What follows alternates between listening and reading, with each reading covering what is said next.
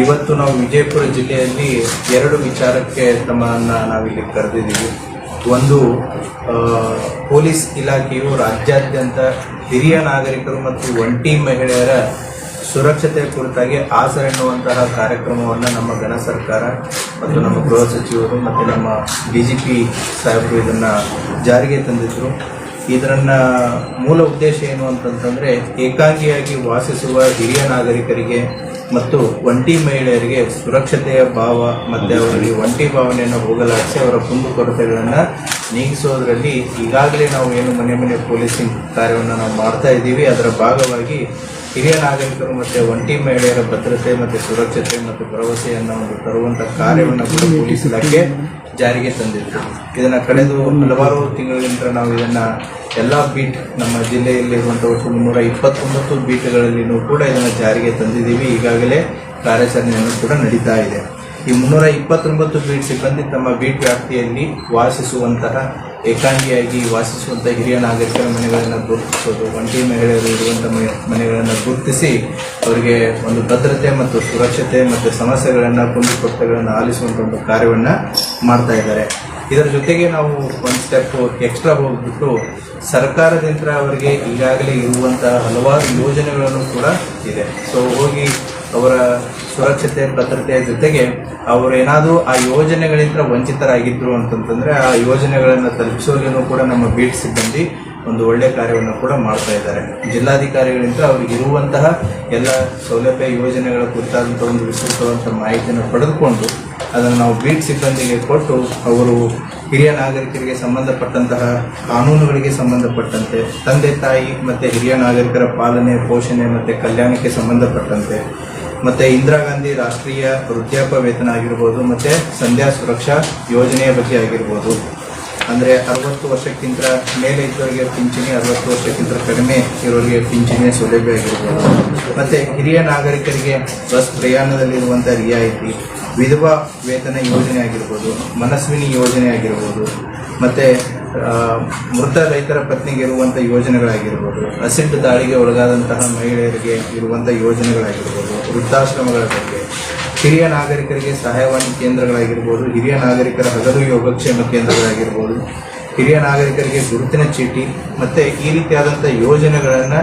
ಆಸರೆ ವಿಜಯಪುರ ಜಿಲ್ಲಾ ಪೊಲೀಸರು ಆಸರೆ ಕಾರ್ಯಕ್ರಮದ ಒಂದು ಭಾಗವಾಗಿ 28 ಪೊಲೀಸ್ ಠಾಣಾ ವ್ಯಾಪ್ತಿಗಳಲ್ಲಿರುವಂಥ ಒಟ್ಟು 329 ಬೀಟ್ಗಳಲ್ಲಿ ಇದನ್ನು ಜಾರಿಗೆ ತಂದಿದ್ದಾರೆ.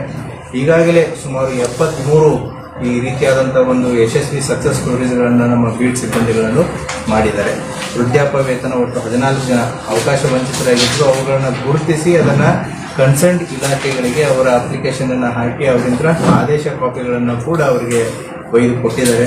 ಅದೇ ರೀತಿ ವಿಧವಾ ವೇತನ ಯೋಜನೆ ಒಟ್ಟು 16 ಜನಕ್ಕೆ, ವಿಕಲಚೇತನ ಪೋಷಣಾ ಯೋಜನೆ 8 ಜನಕ್ಕೆ, ಇಂದಿರಾ ಗಾಂಧಿ ರಾಷ್ಟ್ರೀಯ ಪಿಂಚಣಿ ಯೋಜನೆ 6 ಜನಕ್ಕೆ, ಹಿರಿಯ ನಾಗರಿಕರ ಗುರುತಿನ ಚೀಟಿ ಒಟ್ಟು 10 ಜನಕ್ಕೆ, ಸಂಧ್ಯಾ ಸುರಕ್ಷಾ ಯೋಜನೆ ಒಟ್ಟು 6 ಜನಕ್ಕೆ. ಅದೇ ರೀತಿ ಕೆಲವೊಂದು ಜನರ ಮನೆಗೆ ಕರೆಂಟ್ ಸಂಪರ್ಕ ಇನ್ನೂ ಕೆಲವೊಂದು ಜನಕ್ಕೆ ಬಂದಿದ್ದಿಲ್ಲ, ಅದು ಕೂಡ ಕುಂದುಕೊರತೆ ಆಲಿಸುವಂಥ ಸಂದರ್ಭದಲ್ಲಿ ಬಂದಿತ್ತು. ಅವರಿಗೆ ಭಾಗ್ಯಜ್ಯೋತಿ ಯೋಜನೆಯಲ್ಲಿ ವಿದ್ಯುತ್ ಸಂಪರ್ಕವನ್ನು ಕೂಡ ಒಟ್ಟು 6 ಜನರಿಗೆ. ಕೆಲವೊಂದು ಜನ ಸರ್ಕಾರದಿಂದ ಉಚಿತ ಕಣ್ಣಿನ ಶಸ್ತ್ರಚಿಕಿತ್ಸೆ, ಪೊಲೀಸ್ ಹೋದಾಗ ಅವ್ರ ಸಮಸ್ಯೆಗಳಂತಂದರೆ ಅವ್ರದ್ದು ಆರೋಗ್ಯದ ಸಮಸ್ಯೆಗಳನ್ನು ಕೇಳಿದಂಥ ಉದಾಹರಣೆಗಳಿದ್ದಾವೆ. ಒಟ್ಟು 3 ಜನಕ್ಕೆ ಕಣ್ಣಿನ ಶಸ್ತ್ರಚಿಕಿತ್ಸೆ ಉಚಿತವಾಗಿ ಸರ್ಕಾರದ ಯೋಜನೆಯಲ್ಲಿ ಮಾಡಿಸಿಕೊಟ್ಟಿದ್ದಾರೆ. ಅಷ್ಟೇ ಅಲ್ಲದೆ ಬ್ಯಾಂಕ್ ಮತ್ತು ಅಂಚೆ ಕಚೇರಿಯಲ್ಲಿ ಖಾತೆಗಳನ್ನು ಕೂಡ ಅವರಿಗೆ ತೆರೆಸಿಕೊಡುವಂಥ ಕೆಲಸವನ್ನು ಮಾಡಿದರೆ. ಈ ರೀತಿ ಒಟ್ಟು 73 ಸಕ್ಸಸ್ ಸ್ಟೋರೀಸ್ಗಳನ್ನು ನಮ್ಮ ಬೀಟ್ ಸಿಬ್ಬಂದಿ ಈಗಾಗಲೇ ಮಾಡಿದ್ದಾರೆ. ಈಗಲೂ ಕೂಡ ಇದು ಎಲ್ಲ ಬೀಟ್ಗಳಲ್ಲಿಯೂ ಕೂಡ ಜಾರಿ ಇದ್ದು ಇನ್ನೂ ಹಲವಾರು ಈ ರೀತಿ ಇರುವಂತಹ ಹಿರಿಯ ನಾಗರಿಕರಾಗಿರ್ಬೋದು ಮತ್ತು ಒಂಟಿ ಮಹಿಳೆಯರನ್ನು ಗುರುತಿಸಿ ಅವರಿಗೆ ಅನುಕೂಲ ಮಾಡಿಕೊಡುವಂಥ ಒಂದು ಕೆಲಸವನ್ನು ಜನಸ್ನೇಹಿ ಪೊಲೀಸ್, ಜನರ ಪರವಾಗಿ ಇರುವಂಥ ಒಂದು ಪೊಲೀಸ್ ವ್ಯವಸ್ಥೆಯನ್ನು ನಮ್ಮ ಬೀಟ್ ಸಿಬ್ಬಂದಿಗಳು ಜಾರಿಯನ್ನು ತಂದಿದ್ದಾರೆ.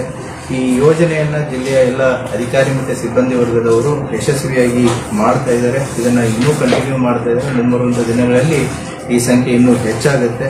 ಈ ಕಾರ್ಯಕ್ರಮವನ್ನು ಏನು ರಾಜ್ಯ ಸರ್ಕಾರ ಒಂದು ಉದ್ದೇಶದಿಂದ ಇದನ್ನು ತಂದಿತ್ತು, ಅದನ್ನು ಅರ್ಥಪೂರ್ಣವಾಗಿ ವಿಜಯಪುರ ಜಿಲ್ಲಾ ಪೊಲೀಸ್ನವರು ಮಾಡ್ತಾ ಇದ್ದಾರೆ.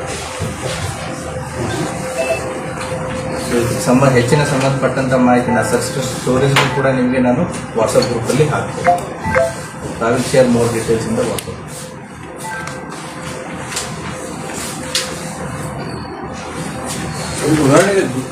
I will share those details. Success stories are ಈಗ ಹಿರಿಯ ನಾಗರಿಗೆ ಗುರುತಿನ ಚೀಟಿ ಸಿಕ್ಕರೆ ಒಂದು ಎಕ್ಸಾಂಪಲ್, ಈ ಪೊಲೀಸರು ಹೋಗ್ತಾರೆ, ಗೊತ್ತಾಗ್ತೈತಿ ಇವ್ರಿಗೆ ಹಿರಿಯ ನಾಗರಿಕ ಚೀಟಿ ಇಲ್ಲ. ಹೌದು ಪ್ರೊಸೆಸ್ಸು ಆ ಕನ್ಸರ್ನ್ ಇಲಾಖೆಗೆ ಏನು ಯಾರಿಗೆ ಬೇಕಾಗಿರುತ್ತೆ ಅವರಿಂದನೇ ಪತ್ರ ವ್ಯವಹಾರ ಮಾಡ್ತಾರೆ. They will work as A facilitator. So they will facilitate the entire process. ಈಗ ತಹಶೀಲ್ದಾರ್ ಆಫೀಸಿಂದ ಕೆಲಸ ಆಗಬೇಕಾಗಿದೆ, ಅವರಿಂದ ಅರ್ಜಿಯನ್ನು ತಹಶೀಲ್ದಾರ್ ಆಫೀಸಿಗೆ ಕೊಡಿಸಿ ತಹಶೀಲ್ದಾರ್ ಆಫೀಸಲ್ಲಿ ಫಾಲೋ ಅಪ್ ಮಾಡಿ ಅದು ವರ್ಕ್ ಆರ್ಡರ್ ಆಗೋವರೆಗೂ ಕೂಡ ಅದನ್ನ ಪ್ರೊಸೆಸ್ನ ಇವರೇ ಫಾಲೋ ಅಪ್ ಮಾಡ್ತಾರೆ. ಪೊಲೀಸರಿಗೆ ಮಧ್ಯೆ ತರಬೇತಿ ಕೊಟ್ಟಿರೋ ಯಾವ್ಯಾವ ಇಲಾಖೆಗೆ ಯಾವ್ಯಾವ ಬರುತ್ತೆ ಅಂತ ಹೇಳಿ. As we have given the details of the schemes. So ಸ್ಕೀಮ್ಸ್ಗಳ ಡೀಟೇಲ್ಸ್ನು ಕೂಡ ನಾವು ಈ ರೀತಿ ಮಾಡಿ ಕೊಟ್ಟಿದ್ದೀವಿ. ಯಾವ್ಯಾವ ಇಲಾಖೆಗೆ ಯಾವ್ಯಾವ ಯೋಜನೆಗಳು ಬರ್ತವೆ, ಸೊ ಯಾವ ರೀತಿ ಪ್ರೊಸೆಸ್ ಮಾಡಬೇಕು ಅಂತಂತೇಳಿ. ಸೊ ವೃದ್ಧಾಪ್ಯ ವೇತನ ಯಾರಿಗೆ ಅಪ್ರೋಚ್ ಆಗಬೇಕು, ಬಸ್ ರಿಯಾಯಿತಿ ಪ್ರಯಾಣ ದರ ಯಾರಿಗೆ ಅಪ್ರೋಚ್ ಆಗಬೇಕು. ಸೊ ಆ ರೀತಿಯಾಗಿ ಅವ್ರಿಗೆ ಈಗಾಗಲೇ ನಾವು ಅದ್ರ ಬಗ್ಗೆ ಮಾಹಿತಿಯನ್ನು ಕೊಟ್ಟು ಅವರು ಬೀಟ ವ್ಯವಸ್ಥೆ ಅಂತ ಹೋದಾಗ, ಆಸರೆ ಅಂತ ಸ್ಕೀಮಿನ ಆಸರೆ ಯೋಜನೆ ಅಂತ ಹಳ್ಳಿಗಳಿಗೆ ಹೋದಾಗ ಆ ಸಮಸ್ಯೆಗಳನ್ನು ಗುರ್ತಾಕೋತಾರೆ. ಕೆಲವೊಂದು ಸಮಸ್ಯೆಗಳು ಹೊಸದಾಗಿ ಬರುತ್ತೆ. ಸೊ ಎಲ್ಲ ಯೋಜನೆಗಳು ಒಂದೇ ಕಡೆ ಇರುತ್ತಂತಲ್ಲ. ಸೊ ಅವಾಗ ಸಂಬಂಧಪಟ್ಟಂತಹ ನಮ್ಮ ಇನ್ಸ್ಪೆಕ್ಟರ್ PSI ಅವರು ತಹಶೀಲ್ದಾರ್ ಜೊತೆಗೆ ಚರ್ಚೆ ಮಾಡಿ ಏನು ಸಹಾಯ ಮಾಡೋಕ್ಕಾಗುತ್ತೆ ವಿತಿನ್ ದ ಸರ್ಕಾರದ ಯೋಜನೆಗಳಲ್ಲಿ, ಆ ರೀತಿಯಾದಂಥ ಒಂದು ಸಹಾಯವನ್ನು ನಮ್ಮ ಪೊಲೀಸ್ನವರು ಹಿರಿಯ ನಾಗರಿಕರಿಗೆ ಮತ್ತು ಒಂಟಿ ಮಹಿಳೆಯರಿಗೆ ಮಾಡಿಕೊಡ್ತಾ ಇದ್ದಾರೆ. ಸಿಬ್ಬಂದಿ ಸಂಖ್ಯೆ ಇದೆಯಾ ಸರ್ ಅಥವಾ ಶಾರ್ಟೇಜ್ ಇದೆ ಸರ್? ಇಲ್ಲ ಸರ್, ಇದೆ ಅಂದರೆ ಈಗ ಹೆಚ್ಚುವರಿ ಹೊರ ಬರ್ತಾ ಇದೆ ಸಿಬ್ಬಂದಿಗೆ ಅಂತ ಈ ಒಂದು ಕೆಲಸ. ಸೊ ಪೊಲೀಸರಿಗೆ ಇದೇ ಕೆಲಸ ಅದೇ ಕೆಲಸ ಅಂತಂತಲ್ಲ. ಸೊ ಪೊಲೀಸರದು ಒಟ್ಟಾರೆ ಕೆಲಸ ಏನು ಅಂತಂತಂದ್ರೆ ಜನಸೇವೆ. It is a service oriented job. ಹೌದಾ? ಸೊ ಯಾವ ರೀತಿ ಕಷ್ಟಗಳು ಬರ್ತವೆ, ಯಾವ ರೀತಿ ಜನಸ್ನೇಹಿಯಾಗಿ ಜನರ ಪರವಾಗಿ ನಿಲ್ಲುವಂಥ ಕೆಲಸ ಏನು ಬರುತ್ತೆ, so that police department always stand by. ಇದಕ್ಕೇನಾದರೂ ವಾಲಂಟಿಯರ್ಸ್ ಸಪೋರ್ಟ್ ಏನಾದರೂ ತಗೊಳ್ಳಿ ಯೋಚನೆ ಇದೆ? ಇಲ್ಲ, ನಾವೇನು ವಾಲಂಟಿಯರ್ಸನ್ನು ತಗೊಂಡಿಲ್ಲ. ಇವತ್ತಿನ ದಿನ ನಾವು ಪೊಲೀಸ್ ಇಲಾಖೆಯು ಸ್ವತ್ತಿನ ಅಪರಾಧಗಳನ್ನು ತಡೆಗಟ್ಟುವಲ್ಲಿ ಇನ್ನೊಂದು ಹೆಜ್ಜೆಯನ್ನು ಮುಂದುವರಿಸಿ ತಾಂತ್ರಿಕತೆಯನ್ನು ಯೂಸ್ ಮಾಡಿ, ನಮ್ಮಲ್ಲಿ ಇರುವಂತಹ ಈಗಾಗಲೇ ಎಕ್ಸಿಸ್ಟಿಂಗ್ ತಾಂತ್ರಿಕತೆಯನ್ನು ಯೂಸ್ ಮಾಡಿ ಈ ಕಳ್ಳತನ ಅಪರಾಧಗಳನ್ನು ತಡೆಗಟ್ಟುವ ನಿಟ್ಟಿನಲ್ಲಿ ಸಾರ್ವಜನಿಕರು ವಿವಿಧ ಕಾರಣಗಳಿಂದ ತಮ್ಮ ಮನೆಗಳನ್ನು ಕೀಲಿ ಹಾಕಿ ಬೇರೆ ಬೇರೆ ಪ್ರದೇಶಗಳಿಗೆ ಹೋದಾಗ ಅವರ ಮನೆ ಕಳ್ಳತನವನ್ನು ತಡೆಗಟ್ಟುವುದಕ್ಕೋಸ್ಕರ ಲಾಕ್ಡ್ ಹೌಸ್ ಬೀಟ್ ಸಿಸ್ಟಮ್ ಅನ್ನುವಂತಹ ಒಂದು ಉಪಕ್ರಮ, ಒಂದು ಬೀಟ್ ವ್ಯವಸ್ಥೆಯನ್ನು ನಾವು ಜಾರಿಗೆ ತರ್ತಾ ಇದ್ದೀವಿ. ಇದರಲ್ಲಿ ಏನು ಅಂತಂತಂದರೆ ಜನರು ಅವರ ಮನೆಗಳನ್ನು ಬಿಟ್ಟು ಹೋಗ್ತಾ ಇರಬೇಕಾದ್ರೆ ಅವರು ಕೆಲವೊಂದಿಷ್ಟು ಮಾಹಿತಿಯನ್ನು ನಮ್ಮ ಕಂಟ್ರೋಲ್ ರೂಮ್ದಲ್ಲಿರುವಂತಹ ಒಂದು ವಾಟ್ಸಪ್ ನಂಬರ್ಗೆ ಅವರು ಶೇರ್ ಮಾಡಬೇಕಾಗುತ್ತೆ. ಅದರ ಮನೆಯ ಹೆಸರು, ಮನೆಯ ವಿಳಾಸ, GPS ಲೊಕೇಶನ್ನು ಭಾಳ ಇಂಪಾರ್ಟೆಂಟು. ಅದರ ಜೊತೆಗೆ ಮನೆಯ ಫೋಟೋ ಮತ್ತು ಎಷ್ಟು ದಿನದವರೆಗೆ ಅವರು ಆ ಮನೆಯನ್ನು ಲಾಕ್ ಮಾಡಿ ಹೋಗ್ತಾ ಇದ್ದಾರೆ ಅನ್ನುವಂಥ ಒಂದು ಮಾಹಿತಿಯನ್ನು ನಮ್ಮ ಕಂಟ್ರೋಲ್ ರೂಮ್ದಲ್ಲಿರುವಂತಹ ಈ ಕೆಳಗಿನ ವಾಟ್ಸಪ್ ನಂಬರ್ 8277970747 ಅನ್ನುವಂಥ ಒಂದು ನಂಬರಿಗೆ ವಾಟ್ಸಪ್ಪನ್ನು ಕಳಿಸಿದರೆ ನಮ್ಮ ಕಂಟ್ರೋಲ್ ರೂಮ್ ಮುಖಾಂತರ ಇದು ಆಯಾ ಪೊಲೀಸ್ ಠಾಣೆಯ ಸಿಬ್ಬಂದಿಗಳಿಗೆ ಮಾಹಿತಿ ಹೋಗುತ್ತೆ. ಸೊ ರಾತ್ರಿ ನೈಟ್ ರೌಂಡ್ಸ್ ಬೀಟಲ್ಲಿರುವಂಥ ಸಿಬ್ಬಂದಿಗಳಿಗೆ ಈ ಮಾಹಿತಿ ರವಾನೆ ಆಗುತ್ತೆ. ನೈಟಲ್ಲಿ ಅವರ ಮನೆಗಳಿಗೆ ಪೊಲೀಸ್ ಹೋಗ್ಬಿಟ್ಟು ಅದನ್ನು ಪರಿಶೀಲಿಸಿ ಒಂದು ಚೆಕ್ಕನ್ನು ಮಾಡುವಂಥ ಒಂದು ವ್ಯವಸ್ಥೆಯನ್ನು ಮಾಡಿದ್ದಾರೆ. ಆಮೇಲೆ ಸಾರ್ವಜನಿಕರು ಶೇರ್ ಮಾಡುವಂತಹ ತಮ್ಮ ಮಾಹಿತಿಯನ್ನು ಇಲ್ಲಿ ಇಲಾಖೆ ಅಡಿಯಲ್ಲಿ ಗೌಪ್ಯವಾಗಿ ಇಡಲಾಗುವುದು. ಈ ಉಪಕ್ರಮವು ಇಲ್ಲಿ ಹಾಕಿದ ಮನೆಗಳ ಕಳ್ಳತನ ಪ್ರಕರಣಗಳನ್ನು ನಾವು ಪರಿಣಾಮಕಾರಿಯಾಗಿ ತಡೆಗಟ್ಟುವಲ್ಲಿ ಒಂದು ಸಹಾಯ ಆಗುತ್ತೆ. ಇದರ ಜನರ ಸಹಭಾಗಿತ್ವ ಭಾಳ ಇಂಪಾರ್ಟೆಂಟ್ ಇದೆ, ಫೆಸಿಲಿಟಿ ಇದೆ, ಅದನ್ನು ಬಳಸ್ಕೊಳ್ಳುವಂತಹ ಒಂದು ವ್ಯವಸ್ಥೆ ಆಗಬೇಕು. ಆದ್ದರಿಂದ ಇದರ ನಿಮಗೆ ಈಗಾಗಲೇ ನಾವು ಈ ಪ್ಯಾಂಪ್ಲೆಟನ್ನು ಕೂಡ ಶೇರ್ ಮಾಡಿದ್ದೀವಿ. ಈ ಪ್ಯಾಂಪ್ಲೆಟಲ್ಲಿ ಏನು ತಮಗೆ QR ಕೋಡು ಇದೆ. QR code opens the control room WhatsApp number. Control room WhatsApp number ಕೊಟ್ಟಿದ್ದೀವಿ ಇದರಲ್ಲಿ. ಸೊ ಅದರಲ್ಲಿ ಜನ ನಮಗೆ ಲಾಕ್ಡ್ ಹೌಸಸ್ ಅಂದರೆ ಮನೆಯಲ್ಲಿ ಇರದೇ ಇದ್ದಾಗ ಅವ್ರು ಹೋಗ್ಬೇಕಾದ್ರೆ ಏನೇನು ಮಾಹಿತಿಯನ್ನು ಈ ನಂಬರ್ಗೆ ಶೇರ್ ಮಾಡಬೇಕು ಅನ್ನುವಂಥದ್ದನ್ನು ಏನು ಕೊಡೋದಕ್ಕೆ ತಿಳಿಸಲಾಗಿದೆ. ಅದೇ ರೀತಿ ಈ ಮಾಹಿತಿಯನ್ನು ಕೊಟ್ಟಾಗ ನಮ್ಮ ಕಂಟ್ರೋಲ್ ರೂಮ್ನಲ್ಲಿ ಇದು ಎವ್ರಿಡೇ ಮಾಹಿತಿ ಕಂಪೈಲ್ ಆಗ್ತಾ ಹೋಗುತ್ತೆ. ಸೊ ಸಾಯಂಕಾಲ ಹೊತ್ತು ಆ ಮಾಹಿತಿಯನ್ನು ನಾವು ಕನ್ಸರ್ನ್ ಪೊಲೀಸ್ ಠಾಣೆಗೆ ಕೊಟ್ಟು ರಾತ್ರಿ ಬೀಟ್ ವ್ಯವಸ್ಥೆ ಏನಿದೆ ಆ ಸಂದರ್ಭದಲ್ಲಿ ಅವರ ಮನೆಗೆ ರಾತ್ರಿ ಹೊತ್ತು ವಿಸಿಟ್ ಮಾಡಿ ಪರಿಶೀಲನೆ ಮಾಡಿ ಒಂದು ರಕ್ಷಣೆ ಮಾಡುವಂಥ ಕಾರ್ಯವನ್ನು ಪೊಲೀಸರು ಮಾಡ್ತಾರೆ. ಸೊ ಇದಕ್ಕೆ ಈಗಾಗಲೇ ಇದನ್ನ ಏನು ಮಾನ್ಯ ಗೃಹ ಮಂತ್ರಿ ಅವರು ಕರ್ನಾಟಕ ರಾಜ್ಯಾದ್ಯಂತ ಜಾರಿಗೆಯನ್ನ ತರೋದಕ್ಕೆ ಹೇಳಿದ್ದಾರೆ. ಈಗಾಗಲೇ ನಮ್ಮ ಇಲಾಖೆಯನ್ನು ಕೂಡ ಕೆಲವೊಂದಿಷ್ಟು ನಗರಗಳಲ್ಲಿ ಕೆಲವೊಂದಿಷ್ಟು ಸಿಟಿಗಳಲ್ಲಿ ಇದನ್ನು ಜಾರಿಗೆ ತಂದಿದ್ದಾರೆ. ಇವತ್ತಿಂದ ನಾವು ನಮ್ಮ ಜಿಲ್ಲೆಯಾದ್ಯಂತ ಇದನ್ನು ನಾವು ಜಾರಿಗೆ ತರ್ತಾ ಇದ್ದೀವಿ. ಆದ್ದರಿಂದ ಸಾರ್ವಜನಿಕರು ಈ ಇರುವಂಥ ಒಂದು ವ್ಯವಸ್ಥೆಯನ್ನು ಲಾಕ್ಡ್ ಹೌಸಸ್ ಬೀಡ್ ಸಿಸ್ಟಮ್ ಅನ್ನುವಂಥ ಒಂದು ವ್ಯವಸ್ಥೆಯನ್ನು ತಾವು ಹೆಚ್ಚು ಬಳಸ್ಕೊಂಡಾಗೆ ಅದು ತಮಗೆ ಸಾರ್ವಜನಿಕರಿಗೆ ಅನುಕೂಲ ಆಗುತ್ತೆ. ಇದರ ಬಗ್ಗೆ ಮಾಧ್ಯಮದವರು ಹೆಚ್ಚಿನ ಪ್ರಚುರಪಡಿಸಿ ಇದನ್ನು ಸಾರ್ವಜನಿಕರಿಗೆ ಒಂದು ಪೊಲೀಸರ ಜೊತೆಗೆ ಸಾರ್ವಜನಿಕರ ಸಹಕಾರ ಇದ್ದು ಪೊಲೀಸರು ಅದನ್ನು ಅಟೆಂಡ್ ಮಾಡೋದಕ್ಕೆ ಅನುಕೂಲ ಆಗುತ್ತೆ. ಆಮೇಲೆ ಈ ಕಳ್ಳತನದ ಪ್ರಕರಣಗಳನ್ನ ತಡೆಗಟ್ಟುವಲ್ಲಿ ನಮಗೆ ಅನುಕೂಲ ಆಗುತ್ತೆ. Thank you. ನಂಬರ್ ಇದೆ sir, contact number. Yes, contact number ಇದರಲ್ಲಿ ಕೊಡಲಾಗಿದೆ 8277970747. ಈ ಪ್ರೆಸ್ ನೋಟಲ್ಲೂ ಇದೆ, ಈ ಪ್ಯಾಂಪ್ಲೆಟಲ್ಲೂ ಇದೆ. ನಾವು ಸೋಷಿಯಲ್ ಮೀಡಿಯಾದಲ್ಲಿ ತಮಗೆ ಈ ಪ್ಯಾಂಪ್ಲೆಟನ್ನು ಶೇರ್ ಮಾಡ್ತೀವಿ. ಸೊ ವಿಡಿಯೋನು ಕೂಡ ಶೇರ್ ಮಾಡ್ತೀವಿ, ಹೌ ಇಟ್ ವರ್ಕ್ಸ್ ಅಂತಂತೇಳಿ. ಸೊ ಇದನ್ನು ಹೆಚ್ಚು ನೀವು ಬಳಸ್ತಾ ಹೋದಂಗೆ ಇದರದ ಯೋಜನೆ ಪರಿಣಾಮವಾಗಿ ಯಾಕಂತಂದರೆ it depends upon how much public will use it. ಅವ್ರು ಹೆಚ್ಚು ಬಳಕೆ ಮಾಡಿದಷ್ಟು ಇದರ ವ್ಯವಸ್ಥೆ ಪರಿಣಾಮಕಾರಿಯಾಗಿ ಆಗ್ತಾ ಹೋಗುತ್ತೆ. ತಾವು ಕೂಡ ಮಾಧ್ಯಮದವರು ತಮ್ಮನ್ನೇ ಲಾಕ್ ಮಾಡಿ ಹೋಗ್ಬೇಕಾದ್ರೆ ಈ ವ್ಯವಸ್ಥೆಯನ್ನು ಒಂದ್ಸರಿ ಚೆಕ್ ಮಾಡಿ. We need feedback. ಯಾಕಂತಂದರೆ ಇದು ಹೊಸ ವ್ಯವಸ್ಥೆ ಇರೋದ್ರಿಂದ ಹೇಗೆ ವರ್ಕ್ ಆಗುತ್ತೆ ಹೇಗಿಲ್ಲ ಅನ್ನೋದು ಕೂಡ ನಮಗೆ ಫೀಡ್ಬ್ಯಾಕ್ ಮುಖಾಂತರ ಗೊತ್ತಾಗುತ್ತೆ. ಈ ಫೀಡ್ಬ್ಯಾಕ್ ಬಂದಷ್ಟು ಕೂಡ ನಾವು ಇದನ್ನು ಇರುವಂತಹ ಕೊರತೆಗಳನ್ನು ಅಟೆಂಡ್ ಮಾಡಿ ಇದನ್ನು ಇಂಪ್ರೂವ್ ಮಾಡೋದಕ್ಕೆ ಅವಕಾಶ ಆಗುತ್ತೆ. ಈ number across the Karnataka same ಇದೆ, ಜಿಲ್ಲಾವಾರು ಇದು ನಮ್ಮ ಜಿಲ್ಲಾವಾರು ನಂಬರ್ ಇದೆ. ಇವಾಗ ಸದ್ಯದ ಮಟ್ಟಿಗೆ ಈಗಾಗಲೇ ನಮ್ದು ಕರ್ನಾಟಕ ಸ್ಟೇಟ್ ಪೊಲೀಸ್ ಅಪ್ಲಿಕೇಶನ್ ಇದೆ, KSP ಆ್ಯಪ್ ಅಂತ ಇದೆ. ತಾವೆಲ್ಲ ಅದರಲ್ಲಿ ಸಾಕಷ್ಟು ಮಾಹಿತಿ, ಪೊಲೀಸ್ ಸ್ಟೇಷನ್ ಜ್ಯೂರಿಸ್ಡಿಕ್ಷನ್ನು, ಮಿಸ್ಸಿಂಗ್ ಕೇಸಸ್ಸು, ಹಲವಾರು ಮಾಹಿತಿಗಳು ಅದರಲ್ಲಿದೆ. ಮುಂಬರುವಂಥ ದಿನಗಳಲ್ಲಿ ಈ KSP ಆ್ಯಪ್ ಜೊತೆಗೇನೆ ಅಕ್ರಾಸ್ ಕರ್ನಾಟಕ ಈಗ ಜಿಲ್ಲಾವಾರು ಇರುವಂತಹ ಒಂದು ವ್ಯವಸ್ಥೆಯನ್ನು ನಾವು ಬಳಸ್ಕೊಂಡು ಇದನ್ನು ಮಾಡ್ತಾ ಇದ್ದೀವಿ.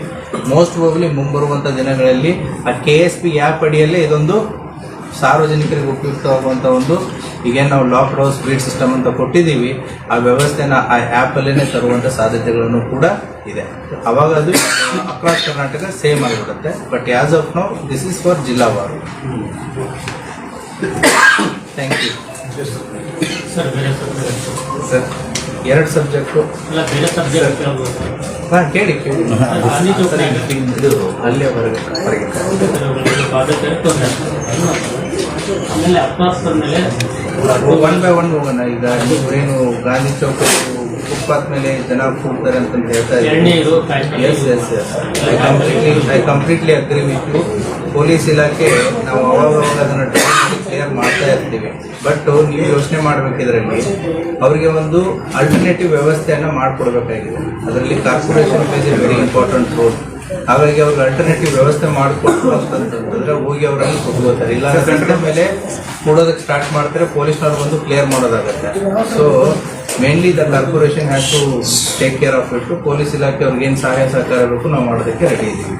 And we do keep regular ಆಗಿ ಅವ್ರು ಫುಟ್ಪಾತ್ ಕ್ಲಿಯರ್ಸ್ ನೀವು ನೋಡ್ತಾ ಇರ್ತೀರ. Every day evening foot patrolling ನಡೀತಾ ಇರುತ್ತೆ. That is the main purpose, to keep the roads clear ಮತ್ತು ಫುಟ್ಪಾತ್ ಕ್ಲಿಯರ್. ಬಟ್ ಅವ್ರಿಗೆ ಆಲ್ಟರ್ನೇಟಿವ್ ಸೊಲ್ಯೂಷನ್ ಬೇಕು. ಯಾಕಂದ್ರೆ ಅವ್ರಿಗೆ ಹೊಟ್ಟೆಪಾಡು ಇಂಪಾರ್ಟೆಂಟ್. ನಮ್ಮ ಥರನೂ ಕೂಡ ಅವ್ರದ್ದು ಹೊಟ್ಟೆಪಾಡಿದೆ. ಅವ್ರಿಗೆ ಆಲ್ಟರ್ನೇಟಿವ್ ನಾವು ಜಾಗ ಕೊಡೋದೇ ಅವ್ರನ್ನ ನಾವು ಒಂದು ರೀತಿ ಆಕ್ರಮಣಕಾರಿಯಾದಂಥ ಒಂದು ಸ್ಟೆಪ್ಪನ್ನು ತಗೊಳ್ಳೋದು ಕಷ್ಟ ಆಗುತ್ತೆ. ನೆಕ್ಸ್ಟ್